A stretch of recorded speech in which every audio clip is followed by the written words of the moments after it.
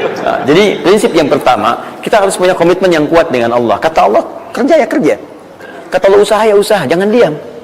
Di usaha itu sepanjang keluar yang disebut usaha dari dalam tubuh kita, kaki melangkah, tangan bergerak gitu kan, kemudian mulut berbicara, bersuara, atau telunjuk menunjuk aja, ada usaha, rezeki turun. Tapi ingat, usaha Anda tidak akan selamanya ada di atas. Mungkin suatu saat akan turun, kan? Mungkin Anda ada di puncak, mungkin suatu saat Anda turun, mungkin kadang ada di puncak, kadang stabil aja. Tapi kalau Anda melihat peluang, cepat kejar selama peluang itu baik. Itulah yang dimaksud kompetisi yang sehat.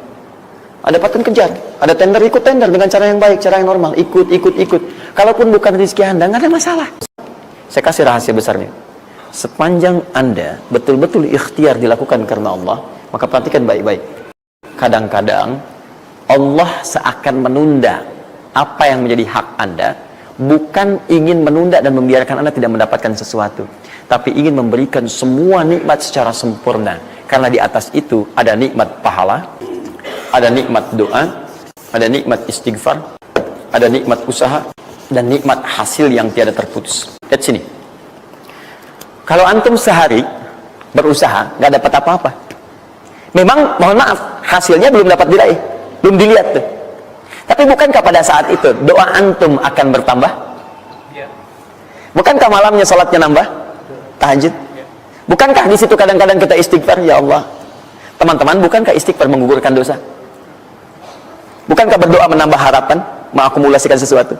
Bukankah tahajud menambah pahala lagi? Kadang-kadang yang diinginkan oleh Allah pertama kali bukan dunia dulu. Ketika Allah mencintai seorang hamba, dia akan berikan pahala akhirat dulu. Karena dunia itu sifatnya sementara. Hei fulan, kamu kemana aja? Kemarin kamu jauh dari saya, baru sekarang kamu pikir dekat dengan saya. Saya nggak pengen kasih dunia dulu, dunia itu kecil. Kalaupun di seekor sayap samuk sebelahnya, sebelah sayap nyamuk ada dunia itu, ada nilainya, saya kasih buat kamu deh, nggak ada nilainya. Ya, karena itu saya ingin kamu akhirat sempurna dulu. Saya ampuni dulu dosa-dosa kamu yang kemarin.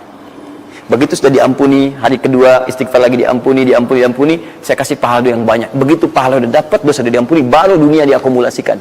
Karena hukum dunia itu, kalau antum usaha akan terus diberikan. Jadi nggak ada yang nggak dikasih. Jadi kalau antum sehari bekerja ini, kelihatannya nggak dapat apa-apa. Bukan nggak dapat apa-apa, disimpan untuk diakumulasikan.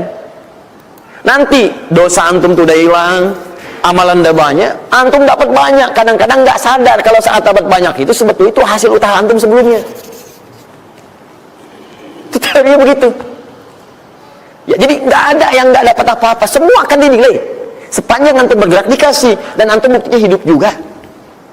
Sampai ke hari itu kan masih hidup, bisa makan juga di hari itu, bisa beraktivitas juga, sehat juga dan sebagainya. Belum dapat apa. Makanya kata Nabi, yang hari itu ada makanan, dia orang kaya sebetulnya. Kalau besok masih ada lagi, kaya banget. Antum sampai sebulan masih ada cadangan.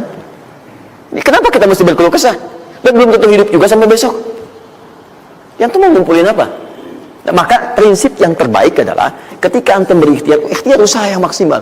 Tapi jangan khawatir kalau antum kerja sehari nggak dapat, 2 hari belum ada usaha. Jangan khawatir teman-teman sekalian. Rumus yang mengatakan semua ketika badan bergerak, maka rezeki dituliskan untuk keluar. Tapi kadang-kadang ada yang Allah inginkan lebih besar dari apa yang Anda harapkan. Apa yang Allah harapkan, ikutkan ke situ, maka Anda akan mendapatkan akumulasi bagiannya. Itu yang dilakukan oleh Sayyidah Hajar. Begitu beliau kemudian naik ke Marwah, nggak dapat, naik ke Safa, nggak dapat. Apa pernah tertuliskan dalam riwayat sedikit aja Sayyidah Hajar mengeluh? Tunjukkan kepada saya kitab mana yang pernah menunjukkan riwayat ketika bolak-balik itu, kemudian Sayyidah Hajar berkata, ya Allah, saya kan istri Nabi, saya kesini memenuhi perintahmu, ya Allah, ini udah capek, kenapa belum turun juga? Pernah nggak? Kedua, ketiga, keempat, kelima, sampai ke yang ketujuh. Begitu sampai di Marwah, baru kemudian diakumulasikanlah itu.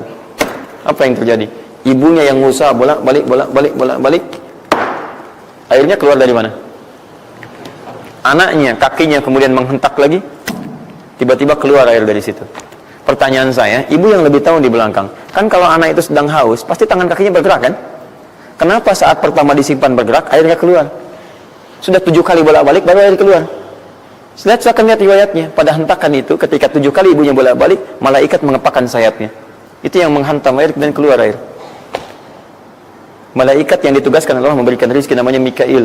Itu ada di Quran surah kedua ayat ke-98. Ya, man kana aduwwan lillahi wa malaikati wa rusuli wa jibril wa mikail. Mikail. Di antara tugas Mikail oleh Allah ditugaskan untuk memberikan rezeki. Yang paling menarik, perhatikan baik-baik. Begitu airnya keluar, ibunya sedang di marwah, sedang berdoa nih. Makanya kalau sa'i di sofa ngadap ke kiblat berdoa dulu, ke marwah ngadap ke kiblat berdoa dulu. Begitu sedang berdoa, nyampe ke marwah yang ketujuh, anaknya lebih kencang menangisnya. Ibunya mendengar suara nggak biasa, dikejar ke sini. Begitu kejar ada air. Apa kata ibunya? Lihat kalimatnya. Zam, zam, zam, zam. Ibunya tidak mengatakan ijma, ijma, ijma, tapi zam, zam, zam, zam. Zam itu artinya kumpul jangan berhenti, kumpul jangan berhenti, kumpul jangan berhenti. Sampai sekarang air itu tidak pernah berhenti. Perhatikan bagaimana akumulasi pekerjaan seorang ibu yang sangat serius menghasilkan rezeki bukan hanya untuk dirinya, untuk anaknya, cucunya, cicitnya, dan berganti generasi sampai kita sekarang. Kita aja ke zaman Nabi Muhammad, itu teman-teman sudah lewat 15 abad. Nabi Muhammad ke Nabi Ismail 29 generasi. Satu generasi bisa ribuan tahun. Nabi Muhammad ke Nabi Musa aja 2000 tahun, ke Nabi Isa 600 tahun. Sekarang ke Nabi Ismail 29 generasi. Muhammad bin Abdullah bin Abdul Muttalib bin Hashim bin Abdul Manaf bin Qusay bin Murrah bin Kilab bin Ka'ab bin Ghalib bin Fihir bin Malik bin Nadar bin Kinana bin Khuzaimah bin Mudrikah bin Ilyas alaihissalam bin Nizar bin Mudar bin Ma'ad bin Addan bin Adi bin Adri, ya, bin Muqawwam bin Nahur bin Tari bin Ya'rub bin Yasub bin Nabit bin Ismail alaihissalam. 29 generasi. Yang bisa mengulang 29 ini saya bebaskan paspornya untuk menghafal Quran di pekan depan. Silakan. Boleh, silakan. Tapi kalau salah satu tambah satu ayat. Jelas? Terakumulasi. Maka boleh jadi kita berusaha bekerja, sehari belum dapat, 2 hari dagang belum dapat, tenang. Begitu antum 3 hari, tiba-tiba dagangan diborong habis. Itu sebetulnya usaha antum yang sebelumnya. Tapi antum dapat bonus ampunan dosa, pahala, macam-macam. Maka jangan mengeluh. Dan jangan pernah antum sekali-kali, awas ya, awas, mengeluarkan kata-kata yang seakan-akan Allah menghentikan rezeki antum. Maka disitulah kesulitan paling sulit akan antum awali. Ya Allah, apa engkau nggak sayang dengan saya? Saya perlu usaha apa lagi? Kenapa belum diberikan juga? Dan sebagainya. Itu kadang-kadang membuat seseorang kalau sudah kehilangan arah seperti itu sampai meninggalkan agamanya. Itu yang paling fatal. Paham ya?